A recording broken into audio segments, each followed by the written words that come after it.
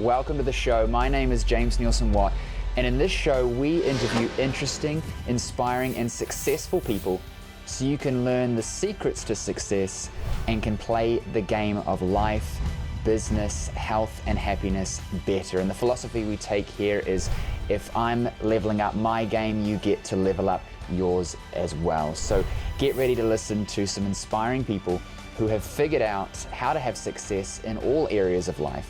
Health, happiness, wealth, business. We're going to be interviewing them in this show so that you can learn the secrets to success that they share with practical advice that you can take and use today. So if you enjoy the show, please subscribe, please leave us a review, and please share it with your friends, because if I can help you and you can help others, then we can help more people together and we can all level up our game together. My guest today is Benji Travis, a highly successful YouTuber known for his cooking channel, Benji Man TV, where he transformed his passion for cooking into a successful career using YouTube with simple presentations and easy food recipes. Benji's generated more than 1 billion views across his channels, and along with his business partner, Sean Cannell, helps creators, influencers, and business owners grow their YouTube channels through their company and channel video influencers. Welcome to the show, Benji. Super excited to have you on. I've been looking at your stuff for a while now, and you're absolutely crushing it. We're talking about it in the pre-show as well. I want you to run through a little bit about your background so that people have got some context. And please mention the breakdancing videos and how you started and now your wife became the superstar. So talk about that. Yeah, so to put it simply, I've been a YouTuber for over a decade, and now teach people how to build their YouTube channels and grow their influencer business. But it all started off with me using the platform as a utility to promote a breakdancing battle that I had. That's like 2005, 2006. A lot of the kids in my program at the local rec center for youth I was running were learning how to breakdance from people all over the world. And so when I was growing up, I actually did a little bit of breakdancing myself. I had to learn from my friends or from a VHS tape. And so when these kids were going online in the computer room and learning from people across the country, from around the world, I was like, hey, this thing is pretty useful. And so what I did was I created videos to promote our breakdancing event that we had at that YMCA. That's the organization where I worked at. It was a great tool to basically get in front of people. And so that was my first experience. But how I got involved as a creator is my wife, who started a YouTube channel. And ironically, I used to laugh and make fun of her, saying she would waste her time. And she gets a last laugh because 14 years later, not only is she my boss in our marriage, she's my boss in our business.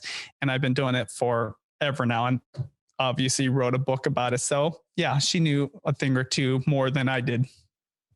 I think it's funny because people really did laugh at that concept of like, you can use the internet and do these things. And I think people still do, which is kind of ridiculous.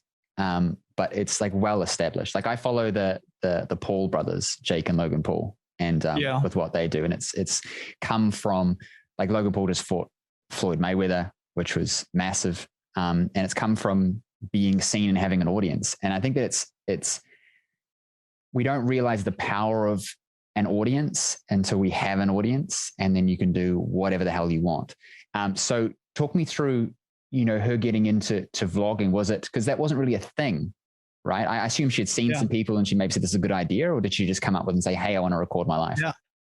Well, first off, I'm glad you brought up the Paul brothers, because even myself would have to claim that I laughed at their type of content and just thought it was maybe childish or immature, but respect what they've been able to do. And it was because of their audience, because of their influence. A decade ago, I remember watching, I don't know if it was quite that long, Manny Pacquiao, one of the greatest fighters coming out of the Philippines, fighting one of the greatest fighters in the world, Mayweather, if you told me that these boneheads right at the time were going to get a chance to fight him, like I wouldn't have believed it. And so I think this just speaks to the power of not just being an influencer, but specifically a YouTuber. And so my wife, when she first started in 2008, she just saw other females that were into makeup and beauty. And one specific was Michelle Phan. And she was a blogger that want to offer what she was teaching through video format, never even thinking of YouTube as the destination. It was just a tool, again, like how I was using it to deliver content. And so it's just a place to park the video and then embed it into her blog. And so that's what my wife stumbled on. And she saw this really small community sharing their techniques, their point of view of different products, just kind of talking about their techniques. And so that's how she got started, just really out of passion. She was going to school full time. She was working a day job. And so she never thought of this as a potential career or business. Yet, you know, she shortly became one of the, they call her like an OG of the beauty world, hitting 1 million subscribers, basically building it into a 7-figure business, all from the comfort of her home. We still live in the same area we grew up in for the last almost 3 decades now.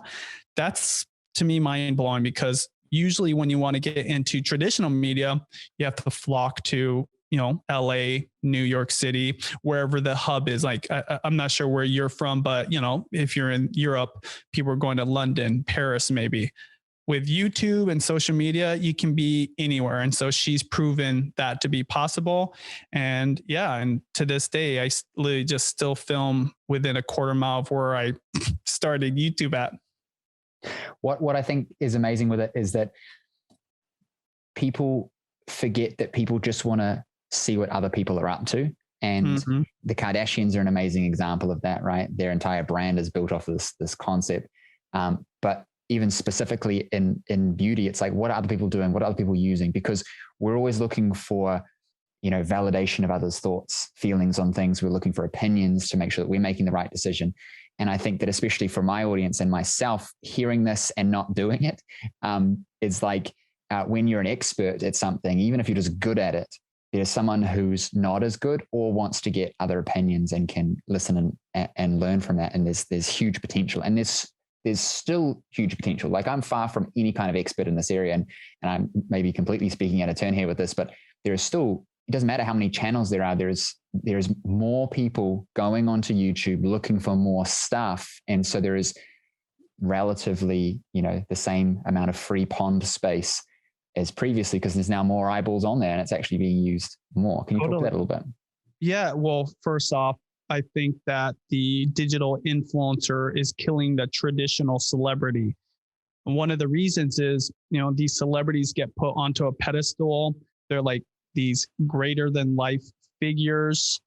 But an influencer, at least one that lives on YouTube or social media, what makes them great is the fact that you can relate to them, whether it's a specific hobby or passion, or maybe they're just like you. Maybe where you grew up, there aren't a lot of people like yourself. And so through the internet, through these social media platforms, you can connect with these people.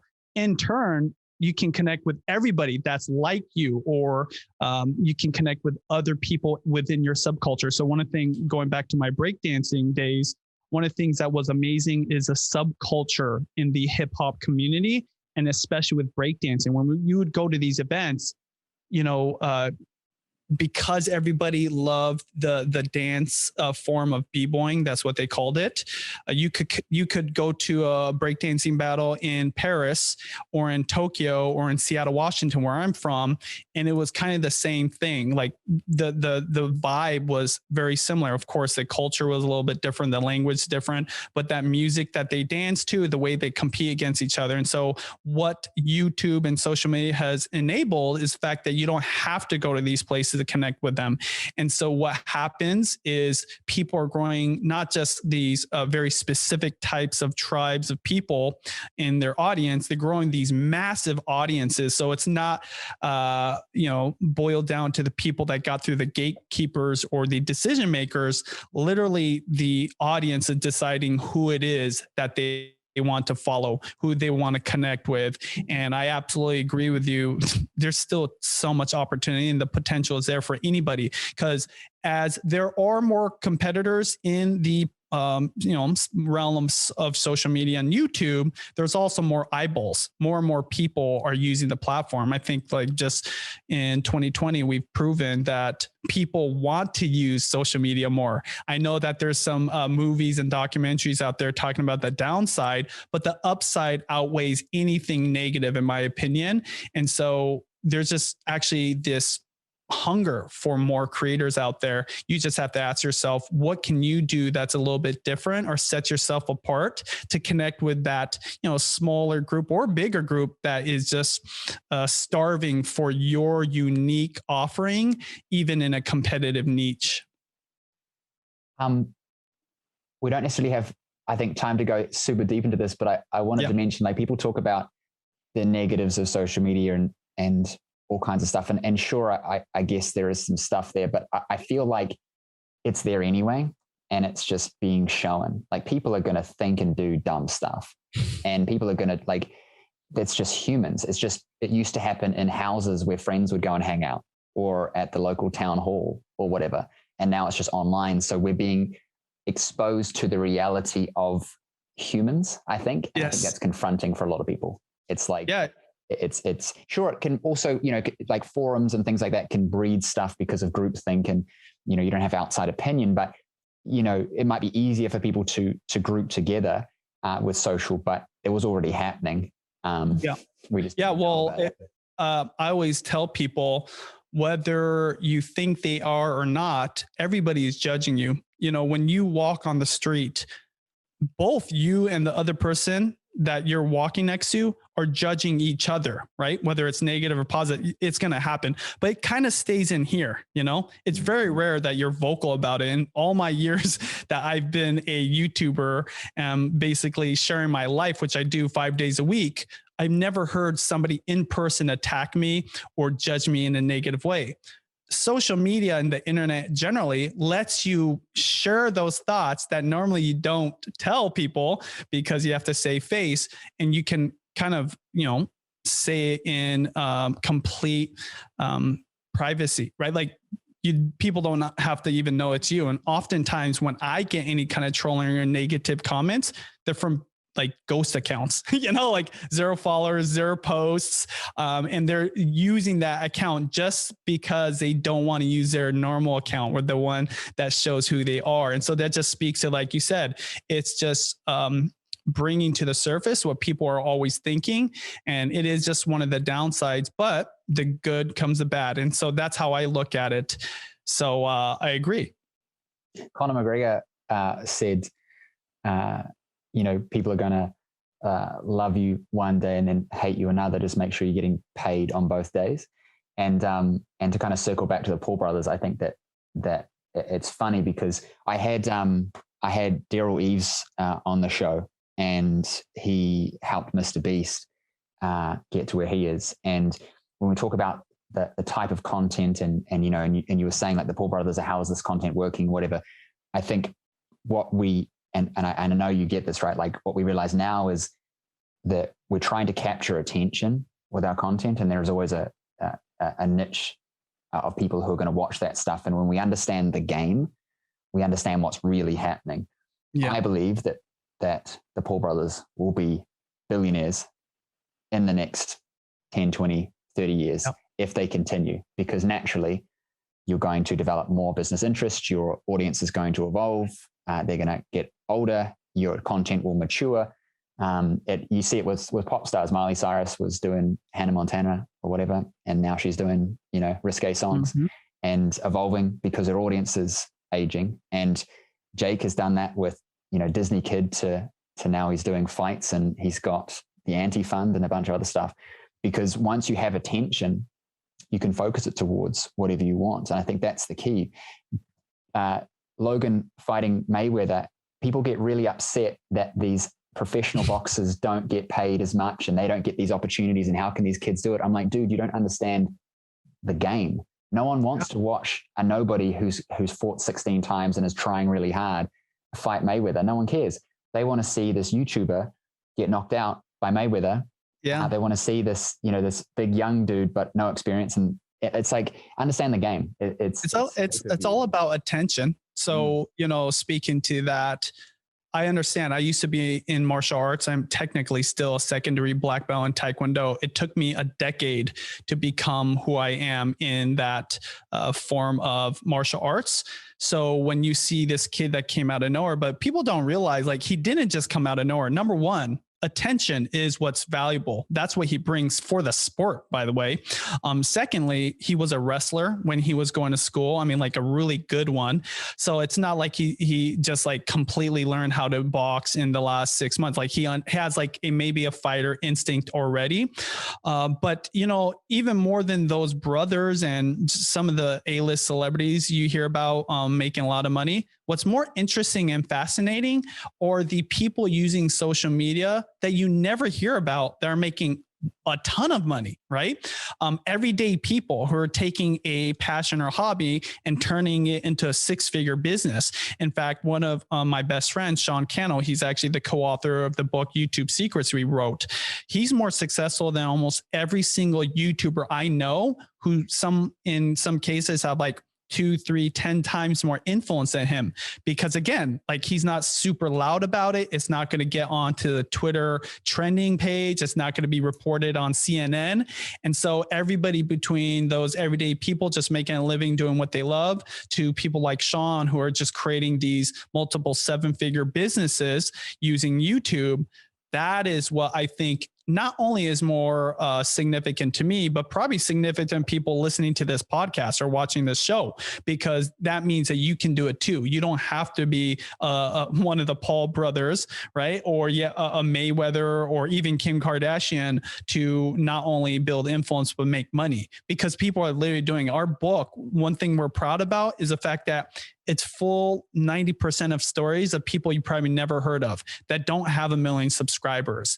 And that is what we're trying to share, not only on our channel Video Influencers, but here in this podcast, because I'm one of those people. I mean, this is not what I thought I was going to be doing. I always wanted to be on the Food Network, and I didn't need to, because I have a food channel where I just share my recipes. And I'd argue I probably had a longer career than most people that end up on the Food Network, because again, like you said, I understand the game of attention, and attention is on social media and on the internet. Yeah, it's breaking conventional wisdom and TV shows. Yeah, you said it before, right? Like the influencer has more influence than the celebrity these days, because it's where the attention's at. It's just not the official thing. So you get recognition from being on XYZ show, even though it's meaningless in the grand scheme of things. I like what you said with that. It's not necessarily about the size of your audience. I think that's super important for people to understand. And I'd love to talk about that specifically for my situation. I run a multi-7-figure business, and I have a horrible social media following relative to my size, and which we're working on, because I'm wanting to use that attention in the future to pivot. And I'm looking at the long game, not just the short game. But in a business principle, it comes down to your front end and your back end. You can be a Paul brother and have a huge front end, right, of attention and leads, so to speak. But if you have a terrible back end where you don't sell stacks of products or high ticket products, then you can have a lot of attention and minimal revenue. I know guys doing way more in revenue than the Paul brothers who have no following, because they have a strong back end and they have things that feed into that. So talk to us about running these smaller channels, which are focused on developing the business side of things. Because for me, I'm through heavily being focused on, okay, now I'm going to start doing some YouTube stuff, and especially with you, and I've got your book and it's on the way, and looking at what I'm doing, I'm seeing it as Healthcare Business Secrets is my company. I'm going to be creating a focused channel for that feeds the business, and then I'll do the other things for the other things. Talk to us about these kind of micro channels, if you will. Well, you already said it. It's not about the size of your audience. It's the significance of those relationships. So, are you filling a specific need? Is the value that you're bringing something that people want to pay for? And so in your case, I'm guessing you're a healthcare expert, right? You can talk to those people way better than I can. Even though I do have a bigger audience, I can't speak to the problems they have or the needs that you're going to be there to help them with. And I think that what social media is doing is letting you connect with the people you can add the most value to. See, before, we're talking maybe like even just 20, 30 years ago, you just had to have maybe like 30 years ago, you had to have a store in the middle of town. And you just had to hope between the yellow pages, which was this book where people could look up something, or the foot traffic, or maybe some kind of advertisement through television and billboards that people would kind of find you, right? Well, now it's not by chance. People are looking themselves through Google, the search function on these different platforms, including YouTube, for that exact person that's going to help you with this specific need.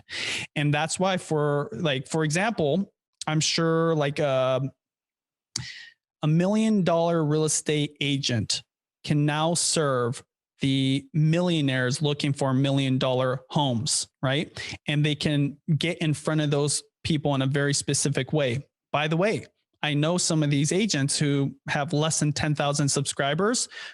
They make millions of dollars with the hundreds, if not thousands of views on their YouTube videos, because those hundred or thousands of people, or people with a lot of money looking for a specific type of house, we're talking sometimes multiple 7-figure homes, and you're the agent to serve them. And so even though the views might be minuscule, even though ironically, there's this whole niche of viewership, people just almost vicariously live through the agent's home tours of these homes, that the people that you will convert into your buyer will spend 7 figures and you'll make $30,000 commission from that one person.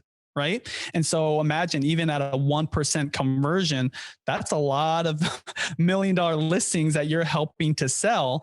And this is why, again, it's not about the size of your following, it's a significance.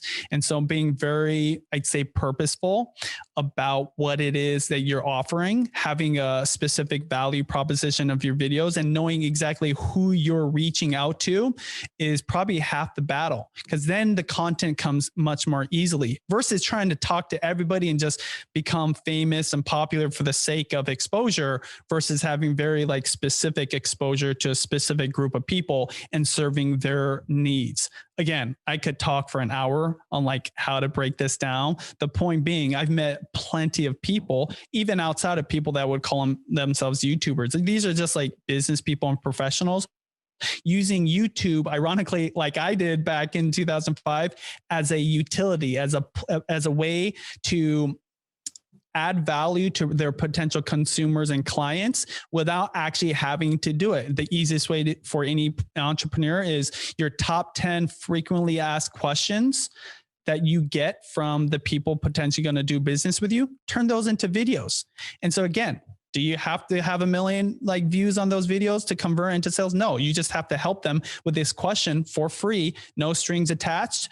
And the next logical step is if you did something good for them, imagine what you'll do when you get paid to do it. Yeah, people worry about giving away their best stuff, and I'm a huge advocate that you can't, because someone's still going to want help. There's going to be people that take it and never buy from you, but they don't want to do the work. They're probably not good clients in the first place. So it's you give the value, you attract that know, like, trust factor. And then the person says, man, if I paid for it, what else am I going to get? Or maybe this is all great, but I just want a direct plan. I want to know what I need to do. And that's what they pay for. And I think that gone are the days of value being in your content, so to speak, because someone else has made a video somewhere that they could just Google it. I work with, for example, nutritionists. They're worried about giving out things. I'm like, dude, somebody's already made a video. They could, if they wanted to, they could find the answer by reading some books and looking at some YouTube videos. So they're not paying you for the content. They're paying you for implementation and guidance and coaching. Well, I think there's two things that you make me think of when you talk about that. People want convenience and they want to save time. My book, YouTube Secrets, I'm holding it up right now. You can get it on Amazon. We'll have a link in the description. The true secret is you can get almost all this information on YouTube right now between Sean's channel, Think Media, and our co-hosted channel, Video Influencers, and other people. You can get all of this, but guess what? This book puts it all in one place, right? There's a framework. And so you're going to, one, save time because you don't have to re-watch all these videos and go through the bad videos to get the good ones. And secondly, it's convenient. It's all packaged. And so you can make that happen with any profession, any kind of need or industry, because I think ultimately this is what people use apps for. They just want to save time and they want the convenience. This is why people don't want to sit through TV shows anymore, because they don't want to sit through the commercials. I know personally, I'm almost looking at the commercials as like a nostalgic throwback to a day where they were annoying. And now I'm just kind of fascinated, like, wow, does this even work? Now they have to be really tricky and entertaining to get my attention. But honestly, I am signed up for every subscription because I'd rather have no commercials and get right to what I want. Again, convenience and saving time. If you can do that for people online for whatever it is that you're an expert on, you're already better off than most people, because like you said, they're so worried about giving away information for free.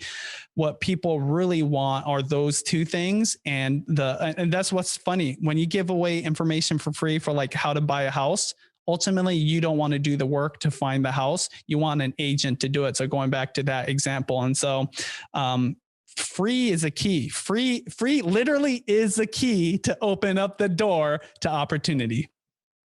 Netflix is an amazing example of that. When you watch a show that's Netflix produced versus one that's not, the Netflix produced one, they don't have a big intro. You notice that? They just jump straight into the show, and there is no kind of big build up to characters and events. It's always like episode one, some wild stuff happens and you're like, man, I need to keep watching this show, because Netflix gets that people are there to be entertained. So give them the entertainment. It also gives you the option to skip the end trailer part, because no one really watches it, and get straight into the next episode and skip the intro. And I don't know if you've noticed this, and I don't know if it's just me speculating here, but I feel like Netflix learns as well how quick you like to skip, because when I'm watching it on my wife's profile, it takes longer to skip. For me, it gives me like 5 seconds. Oh, interesting. To skip. That doesn't surprise me. It's all about data and looking at the analytics. So it's just the same thing on YouTube. Now, I do have one disagreement where Netflix falls short to brands like Paramount or Disney.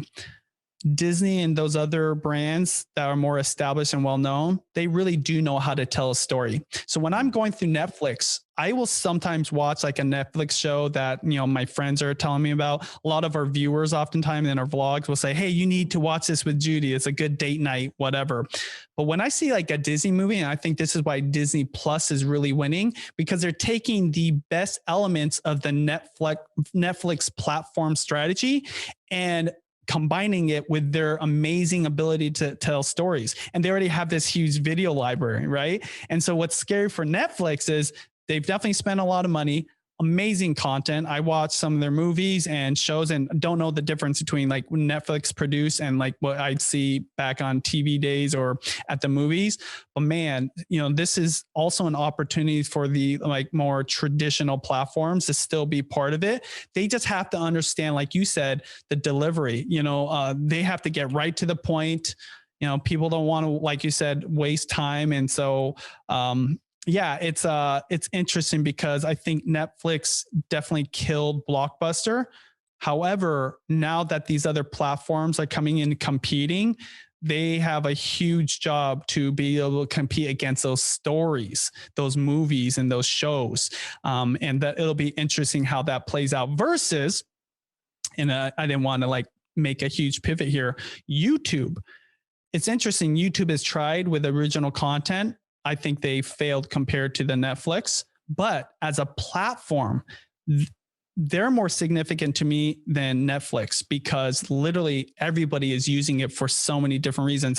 Me and Sean were talking about this when we're talking about the book, how literally it's now multiple oceans of viewerships using the platform for multiple purposes versus Netflix. I mean, it may be kids content, movies, shows. That's about it. With YouTube, now they got YouTube Shorts. Now they still have long form content. People are watching it for educational, entertainment. You can rent movies on there. They've got YouTube Music. It's pretty nuts, the significance of that. And so I don't know really where I was going with this. My point is, I am impressed with Netflix, but I think they're finding much more competition compared to the more social centric or utility platforms like YouTube. Well, you made an amazing point, and we'll bring it back to YouTube with this, is that there's kind of two kinds of content, right? We're talking about convenience and time when we're trying to get the information. I get onto Netflix and I just want to watch the show and have some fun. Yes. But then the other side to it is story-based content. You can't just have that necessarily that quick stuff unless that's what your channel's about. So people come and watch the stuff and then leave. If you're wanting to connect to your audience longer term, build relationships, like you have a relationship with Disney stuff, is because of the story that comes with it. And so mixing that in, I think, is important. What's interesting for me, as you said, this is I have I've got issues with staying focused and having attention. And so when I'm on YouTube, I get constantly distracted by stuff. Sure. And so I got like a Chrome app that basically means that I can't see the comments and I can't see the suggested videos. And interesting. The video that I'm watching, so that I just watch the thing and then leave. And I realized that it killed the YouTube experience. Yeah. Because whenever I did want to mindlessly watch YouTube, I wanted to go down the rabbit hole. I wanted it to show me some stuff. And so when it was just the video, I'm like, oh, this sucks. And so I'd go and turn it off and I'm like, oh, now I'm back. And what I realized that when I would go into it, right, it's like sometimes I go on YouTube and I just look up something absolutely just random crap, knowing that I'm going to go down a rabbit hole 3 hours later and be super interested in how they make rice or something stupid. And I think that that's a really fun part of YouTube. And the best times is when I found like Mr. Beast videos or something like that, and I was being suggested the next one. I just kept watching the next one. I'm like 10 deep and I'm thinking, what am I doing here? Those creators, and we can learn from that, the ones that there's this story that's happening, whether it's a story in the video or not, but there's like this almost this, I don't know what to say, like this theme with it, and you're just hooked into that, and you keep watching more of those videos. I think that's where there's a lot of power, especially for, I'm just going to say micro channels. I don't even know if that's a thing. Like for these micro channels where it's us, the expert, trying to enroll the viewer and have them dive deep into us and build that trust and go is how do we get them back to keep watching more of our stuff? There's been research done on this, that it's like a slot machine experience at a casino. There's something exciting about the unknown, right? But where social media takes it to a whole nother level is they're giving you exactly what you want. The algorithm is understanding what it is you are caring about. This is why TikTok, even though not necessarily part of the discussion, they've gotten really good about serving exactly what you want. They don't have the option of like having 2 or 3 because you just see one piece of content. So the algorithm is really important. One thing I will say about YouTube, and I've heard this from people that work at YouTube proper, like employees, that they really look at satisfaction. So like you said, you started putting these filters on, right? Because say you get into the rabbit hole that was kind of negative, or it got polarizing to where it was kind of, like messing with your mental health, you might stop. And so YouTube notices this, by the way. They notice when you stop watching for whatever reason. And guess what? The algorithm is going to look at the last 10 videos and be like, what was it about these last videos that made James stop watching versus 2 months ago, he kept watching this. It's crazy because the rabbit hole of thinking about the algorithm is never ending, but it's in the pursuit of satisfaction for the viewer. And this is exactly speaking to your point about the micro influencer. Don't worry about any of that. What you should focus on is giving the next best content for that person's journey.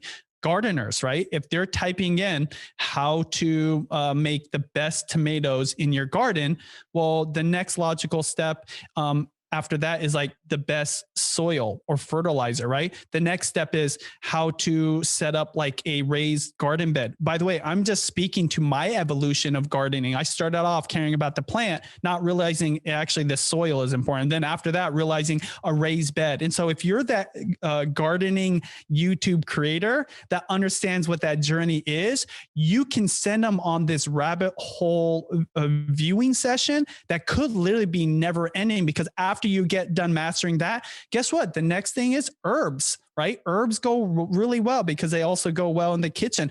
And so you can create that satisfactory viewing experience, and you could dominate somebody's attention through YouTube. But it's because of their algorithm. It's because of their desire to create a satisfactory viewing experience versus, I would argue, TikTok, just all about addiction. And so it's just feeding to that itch you have, whether it's productive or just entertaining. And, you know, we all know there's addictions out there we shouldn't be addicted to, right? Versus whatever is going to be satisfactory for the sustainable, I'd say, viewership.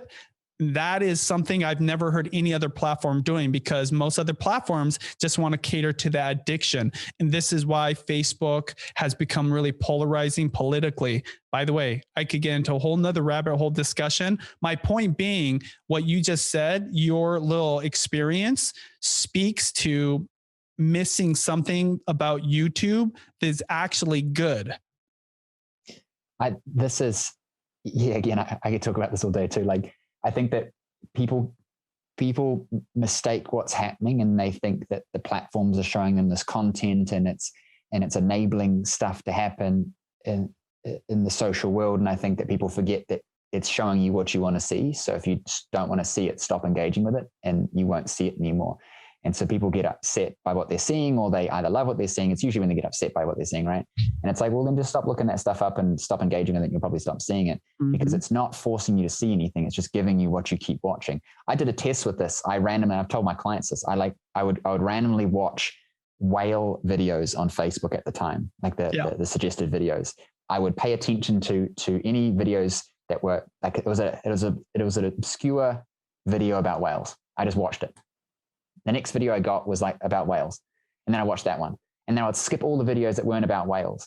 And eventually I just started seeing all these flipping whale videos. And then it was like, what about dolphins and fish? And then I watched a little bit of that, because they would stretch it out and go, if you like this, maybe you'll like that.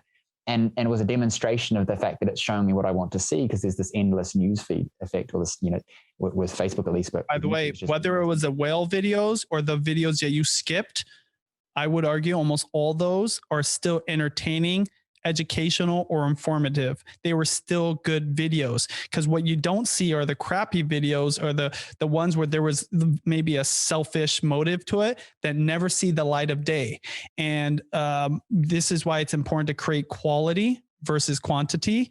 And this is why ultimately you can't be selfish in your endeavor to create YouTube content. You've got to be generous. You've got to come from a place of giving, whatever the value proposition may be: entertaining, education, informative, whatever. There's a whole bunch of different things. And this goes back to our original discussion about giving things away for free. It is really important, because that's the whole point of YouTube. That's the whole point of social media and apps. You get it for free first, and then you decide, where do I want to pay for like higher quality?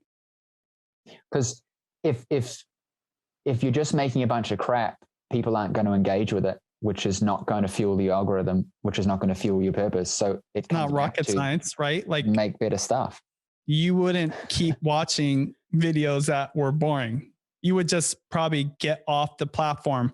This is the little secret that a lot of people don't realize. We are the ones deciding to get addicted to this stuff, because it is addictive, right? It is good stuff. Like, it's like keeping us entertained. I think like we almost had to have this. Could you imagine the pandemic without social media, right? We probably would have read a lot more books. But I'd say, man, it probably saved us from going completely insane. We could stay connected to a certain degree. It is kind of interesting to think about that, because, the last time we had something like this was the early 1900s. And I wonder what they were doing. They probably were not as productive. they probably couldn't work the same way. This is a completely different flipping of the perspective of what happened, because, by the way, I don't want to be insensitive to people that got hurt, went through some kind of turmoil or hardship, or obviously loss of life. That definitely happened. But the world just kept kind of going on, right? And it's interesting how we're like coming back with a quickness. I think, again, it's because these platforms are beneficial for people overall in the long term. I was reading that that employers are finding it hard to get people to come back to work because they'd rather work from home, and so people are quitting instead of quitting and getting another job that'll let them work from home. And I think that it's the evolution of things. Like, it was going to happen, and I think it's just been sped up, this realization. By the way, if you asked me to fly to wherever you're at, even if you're going to pay my rate and all my expenses, I would have been like, how much for me to just do this digitally?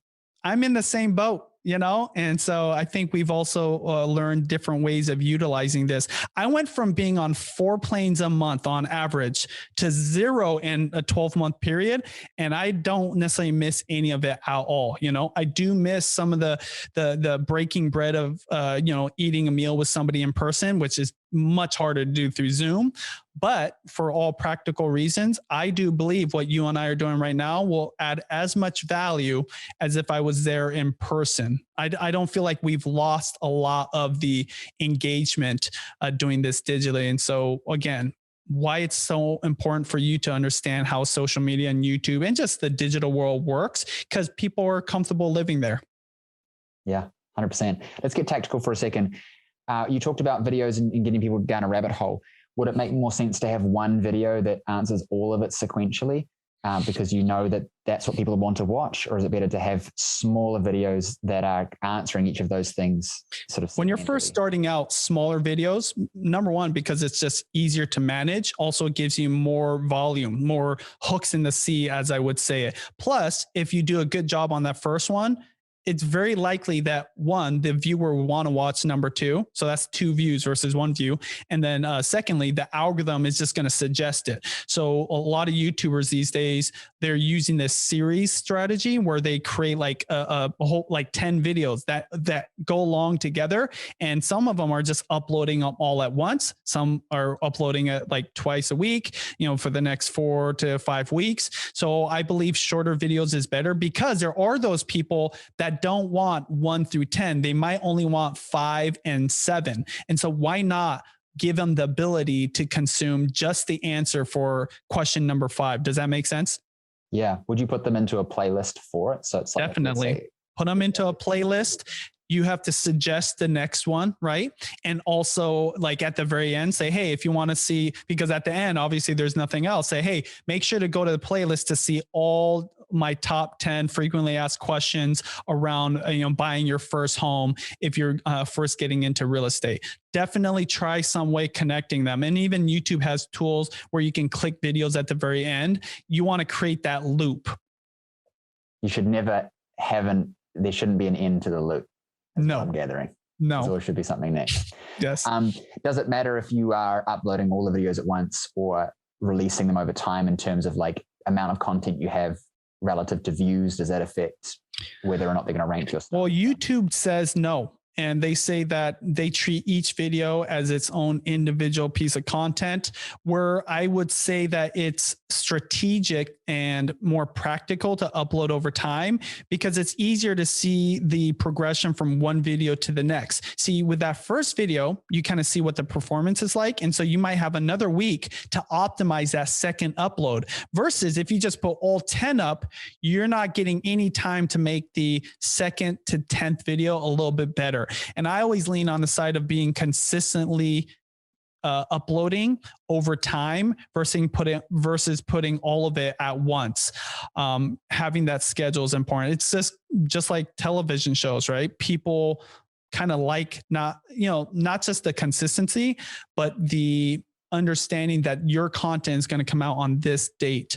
Don't overthink it either. At the very beginning, just put out content, right? And so you don't have to do once a week. If you already have 10 videos all produced, maybe do 3 in the first week and 3 the next week. But learn from those first uploads, see what the engagement is like, see what people are liking, because you might have a chance to optimize those following videos to be even better. And that's why I always say upload over time versus uploading all of it at once if you do have a whole bunch of content already.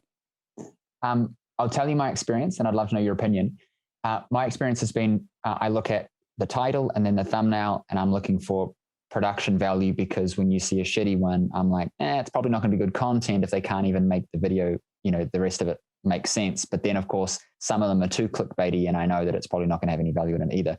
But I'm looking at title, thumbnail, then I'm watching the first bit, and I'm kind of skipping through to gather what it's about, and then I hook myself into continuing to watch it. Then I'll read the description and look for other stuff and suggested videos. That's kind of my flow. What's your general experience with how people do it, and where should I be putting my emphasis? And should I be having, this little intro portion that hooks people in and stuff like that, or should I just get straight into it? Well, I think acknowledging how you dissect what to watch and how your viewing behavior is always a start, because you're going to understand that, and also be very objective about it. Some people, they understand the viewing experience, but for whatever reason, those rules don't apply to their own content, right? Like, yes, the rules apply to you just the same it applies to complete beginner and even the seasoned influencer who's already got an audience. But secondly, understanding that the way you look for content might not be the way everybody else does. And this is why it's important to just literally do a search on the term or phrase you want to rank for on YouTube and see what shows up. And oftentimes I would do this on another account or maybe a private window, so I'm not signed in, see what shows up, because it's interesting. They say that these results are different from other people, but cream rises to the top. The best videos for that search, for that phrase or whatever type of content you're looking for, the best is always put out there, right? And so the top 10 of people's search results almost all the same. There might be like 3 or 4 that's a little bit different, catering to you and your viewing behavior. So having that understanding, this is why research is so important. Before you even hit record, you should not only know what is actually ranking, you should know what will rank. So you should have your title, you should have your thumbnail before you even hit record, because when you're talking, when you're creating your content, all that will reflect on how well that connection is from what people decide is relevant for them because of the title and thumbnail, and the satisfaction they get from that piece of content. And so that's what creates what we call evergreen viewership, where YouTube is putting this one video in front of one person. And if they decide to click on yours versus the other 3 that shows up on their desktop, or the other 1 or 2 showing up on their app, and they know that putting that video in front of the next person is always going to be a winner, that is the goal. And so I think that there's too much emphasis on strategy and not enough emphasis on quality of content for the end viewer. And that starts with a lot of research. Before I even start breaking down my script and storyboard, I spend at least 30 minutes thinking about what is it that people even care about. I'm more concerned with what people want and need and what they're going to right now for that need than literally what I want to do, because once I get into it, then I bridge the gap between what it is I want to create and the kind of life or business I want to run, along with what it is that people actually need in their life. Again, it's not a selfish game. It's a generosity game. And you have to just figure out, like you said, what is other people's kind of psyche in picking content right now, and what content is serving those people.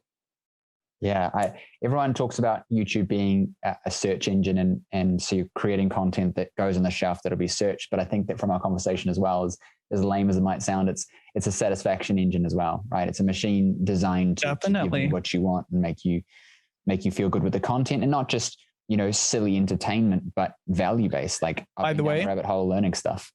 I think it is crazy that I know that we're coming to the end here, but it's crazy that we're landing the plane here. This is why the Paul brothers are winning, because they are giving the audience what they want. There are literally millions of people that signed up to watch Mayweather and Logan Paul fight that would have never signed up to watch a boxing match.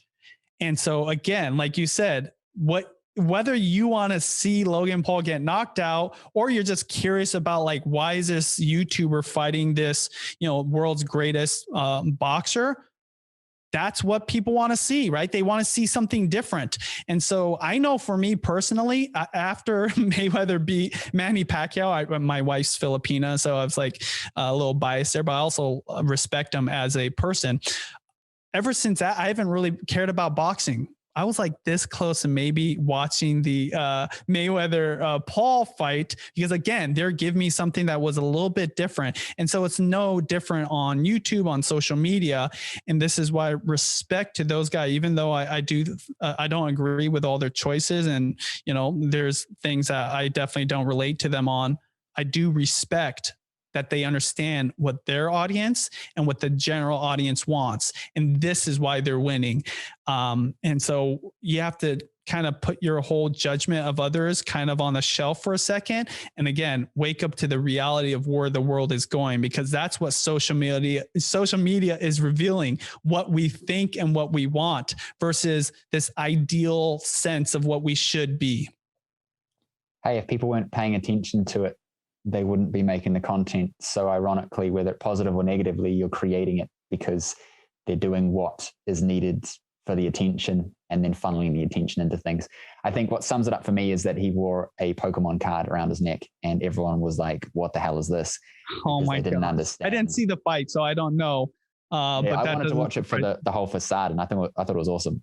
Just watching it for what it is and what's going on versus like being into it or not.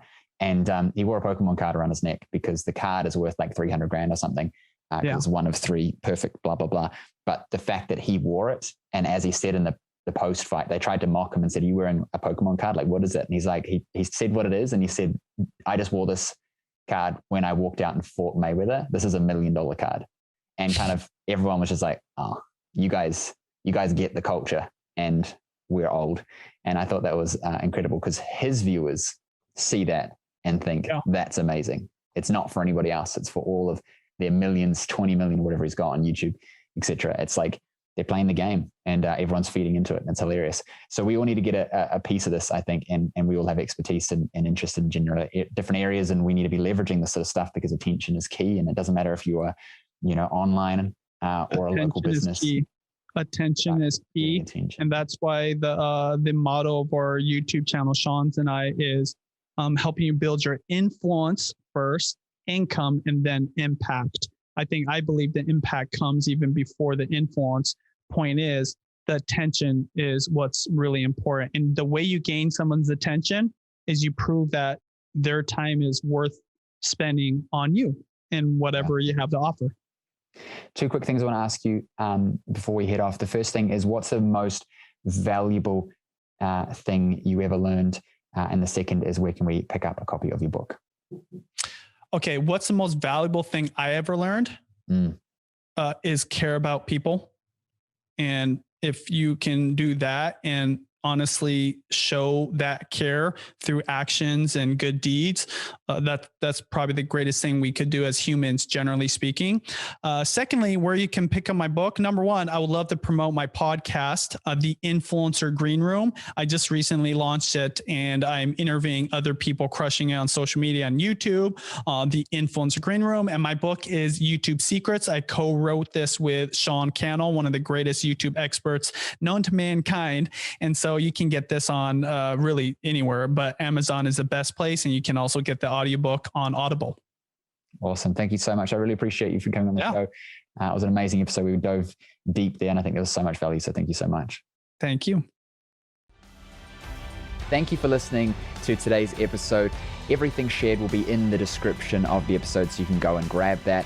Now, if you enjoyed the show and you want to listen to more, please subscribe, because every week we're releasing new episodes with inspiring people, successful people, so you can level up your game. So subscribe and also leave us a review. We'd love to hear feedback about the show and your thoughts and opinions there as well.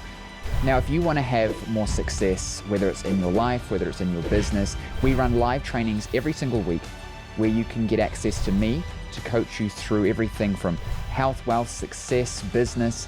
We're doing topics on all things that you need to live a better, more inspired and successful life. Live trainings every single week. Just visit jamesnielsenwatt.com untitlechapter.com/live, and you can get access to that now. There's also a ton of resources that you get for just listening to the show. All of that will be in the description. So if you're watching this on YouTube, check the description. If you're listening to this episode, check the description. We've got a load of resources there for you to have more success in your life, whether it's relationships, investing, or in business. I'll see you on the next episode. And as always, subscribe, leave a review, and tell your friends, because there's somebody else that needs to be hearing this, and maybe you're their opportunity to help them level up their game.